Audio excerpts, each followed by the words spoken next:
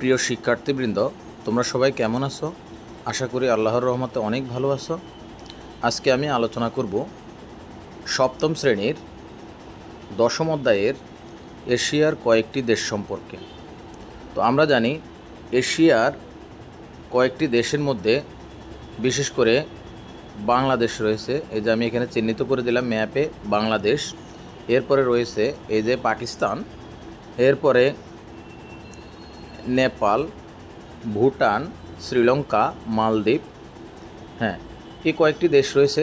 তো আমাদের আজকের আলোচনার বিষয় হচ্ছে ভারত সম্পর্কে। তো আমরা জানি যে বাংলাদেশ হচ্ছে বাংলাদেশ এশিয়া মহাদেশের একটি উন্নয়নশীল রাষ্ট্র। এই যে এখানে লেখা আছে তোমাদের উন্নয়নশীল রাষ্ট্র। তাহলে এশিয়া মহাদেশের মধ্যে উন্নয়নশীল রাষ্ট্র কোনটি? সেটি হচ্ছে বাংলাদেশ। অবশ্যই এটা গুরুত্বপূর্ণ একটি অবজেক্টিভ হিসাবে তোমাদের পরীক্ষায় আসতে পারে, তোমরা অবশ্যই খাতায় নোট করে নেবে। তো ঠিক আছে, এই পর্যায়ে আমরা এটা সম্পর্কে একটু বিস্তারিত আলোচনা করি। সেটা হচ্ছে এই যে এশিয়া মহাদেশে মধ্যে যে ভারত অবস্থিত, তো ভারতটা হচ্ছে আসলে এশিয়া মহাদেশের একেবারে মধ্য দক্ষিণে।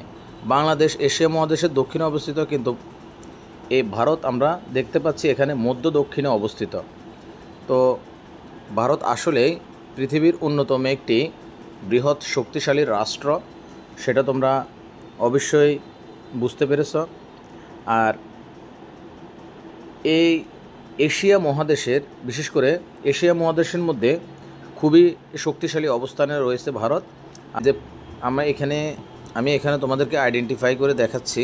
এই যে উত্তর দিকে রয়েছে এই যে হিমালয় পর্বত, উত্তরে পৃথিবীর বৃহত্তম এই যে হিমালয় পর্বত রয়েছে, এখানে হিমালয় পর্বতের কথা বলা হয়েছে। এবং এই হিমালয় পর্বতের পরে এরপরে রয়েছে পূর্বাঞ্চলে আরাকান পর্বত। আমরা যে আরাকান পর্বতের কথা শুনে আসছি, এবং সে আরাকান ও আসাম। আর এই ভারতের পশ্চিম দিকে রয়েছে হিন্দুকুশ, হ্যাঁ, ও সুলেমান, এটা পর্বতমালা, হিন্দুকুশ এবং সুলেমান পর্বতমালা। এই যে আমি এখানে লাল চিহ্নিত করে দিয়েছি, সেগুলো তোমরা অবশ্যই ভালো করে পড়ে নেবে, কারণ এগুলো পরীক্ষায় অবজেক্টিভ আসে। এবং যদি আমরা এই ভারত উপমহাদেশের আয়তনের কথা বলি, আয়তনে এটি এই যে 32,87,240 বর্গ কিলোমিটার, এবং এর জনসংখ্যা হচ্ছে 144,17,00,000। তাহলে আমরা এখানে এর জনসংখ্যা কত? 144 কোটি। কল্পনা করা যায় আমাদের বাংলাদেশের জনসংখ্যা যদি 18 কোটি বা 17.5 কোটি হয়, এর জনসংখ্যা 144 কোটি, তার মানে অনেক বেশি। এবং রাষ্ট্র অনেক বড়, 32 লক্ষ, অর্থাৎ বাংলাদেশের প্রায় 32 গুণ বড়। এটা বাংলাদেশের 32 গুণ বড়। এই জন্যে এখানে 32,87,240 এবং জনসংখ্যা 144,17,00,000। তো তোমরা অবশ্যই বুঝতে পেরেছো যে জনসংখ্যা এবং আয়তনের দিক থেকে এটি অনেক বড় বাংলাদেশের তুলনায়। এরপরে আমরা বলবো আমাদের দেশের রাজধানী রয়েছে, আমাদের বাংলাদেশের রাজধানী হচ্ছে ঢাকা, তবে এর রাজধানী হচ্ছে নয়াদিল্লি। ভারতের রাজধানী হচ্ছে নয়াদিল্লি। তো এখানে বহু জাতি, বহু গোত্র, বহু ধর্ম, বহু ধর্মের মানুষ একতাবদ্ধ হয়ে বসবাস করে। আর এই দেশের সংস্কৃতি সম্পূর্ণরূপে আলাদা। হ্যাঁ, এ দেশের সংস্কৃতি সম্পূর্ণরূপে আলাদা। তো আমরা এখন এর সংস্কৃতি, অর্থাৎ ভারত যে একটি অন্যতম একটি রাষ্ট্র, সেটা সম্পর্কে আমরা আলোচনা করব আজকে। দশম অধ্যায়ের আলোচনায় আমরা একটি প্রশ্ন সম্পর্কে জেনে নেব। আমরা সংক্ষিপ্ত আলোচনা করেছি, এখন আমরা এর পূর্ণাঙ্গ আলোচনা করব। সেটা হচ্ছে সংক্ষেপে ভারত পরিচিতি। এই যে প্রশ্নটা আমি এখানে চিহ্নিত করে দিয়েছি, সেটা হচ্ছে সংক্ষেপে আমরা এখন ভারত পরিচিতি সম্পর্কে জানব। পরীক্ষায় আমাদের আসবে, পরীক্ষায় ভারত দেশ সম্পর্কে আমাদের আলোচনা থাকবে। তো ভারত মধ্য দক্ষিণ এশিয়ার একটি দেশ। তাছাড়া ভারত রাষ্ট্রটি বাংলাদেশের প্রতিবেশী, সেটা তোমরা অবশ্যই জানো যে ভারত বাংলাদেশের একটি প্রতিবেশী রাষ্ট্র। এটি দক্ষিণ এশিয়ার একটি বৃহত্তম, অর্থাৎ একটি বৃহৎ ও শক্তিশালী রাষ্ট্র। তো এরপরে আমরা ভারতের অবস্থান সম্পর্কে আলোচনা করব। এই যে এখানে আমি চিহ্নিত করে দিলাম, অবশ্যই পয়েন্ট আকারে লিখবে ভারতের অবস্থান। তো ভারতের অবস্থান আমরা বর্ণনা করলে প্রথমে এখানে দেখা যাক ভারত পূর্বে আরাকান পর্বত ও আসাম, অর্থাৎ যে ভারত রয়েছে এই ভারতের পূর্ব হচ্ছে আরাকান পর্বত এবং আসাম। এই যে এখানে চিহ্নিত করা আছে আরাকান, ভারতের পূর্ব হচ্ছে আরাকান পর্বত এবং আসাম। এরপরে পশ্চিমে হিন্দুকুশ ও সুলেমান পর্বতমালা, যেটা আমি আগেই বলেছিলাম, তবে এবার এখানে পয়েন্ট আকারে উপস্থাপন করা হলো। আর দক্ষিণে রয়েছে ভারত মহাসাগর। এই গেল অবস্থান সম্পর্কে আলোচনা।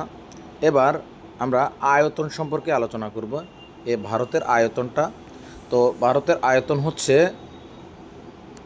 এই যে 32 লক্ষ, এই যে এখানে 32,87,240 বর্গ কিলোমিটার। এই ছোট একটি পয়েন্ট দিয়ে আমরা আয়তন চিহ্নিত করে দিলাম এবং আমরা এভাবে আয়তন আলোচনা করব। পরীক্ষায় খাতায় এভাবে আয়তন লিখব।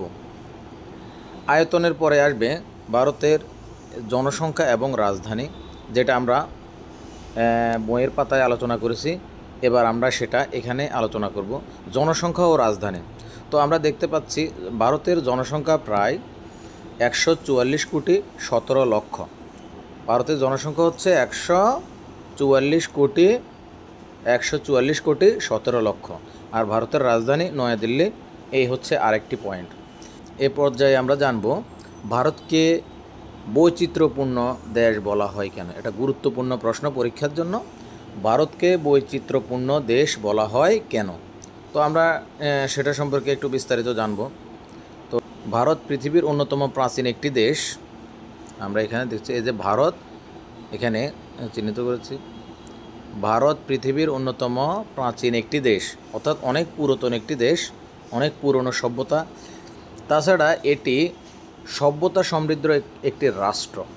ভারতের সভ্যতা অনেক প্রাচীন, এজন্য বলা হয়েছে এটি হচ্ছে সভ্যতা সমৃদ্ধ একটি রাষ্ট্র। পর্বত গুহার চিত্রকর্ম, মসজিদ মন্দির, তাজমহল, পর্বত গুহার চিত্রকর্ম, মসজিদ মন্দির, তাজমহল সহ নানা রকম প্রাচীন স্থাপনাসমূহ এদেশে বিদ্যমান। বিখ্যাত অজন্তা পর্বত গুহা, তারপরে রয়েছে কুতুব মিনার, এই যে কুতুব মিনার, এরপর হচ্ছে লাল কেল্লা ভারতে অবস্থিত। অবশ্যই এগুলো গুরুত্বপূর্ণ স্থাপনা, ঐতিহাসিক স্থাপনা, এজন্য এগুলোর নাম এখানে এসেছে।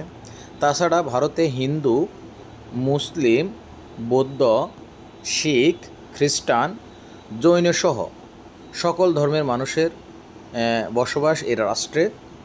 বহুজাতিক সংস্কৃতি মিশ্রিত থাকার কারণে ভারতকে বৈচিত্র্যপূর্ণ দেশ বলা হয়।